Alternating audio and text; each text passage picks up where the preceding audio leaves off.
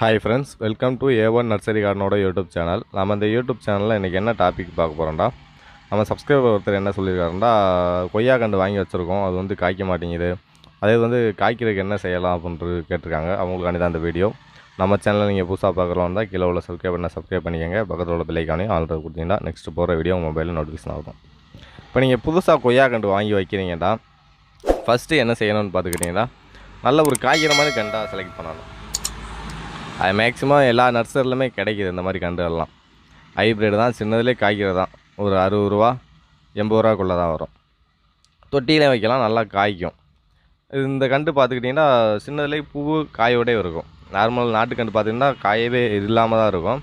இது காயோடே இருக்கும். அது புதுசாக வாங்குறவங்க இந்த மாதிரி கண்டை வாங்கிக்கோங்க.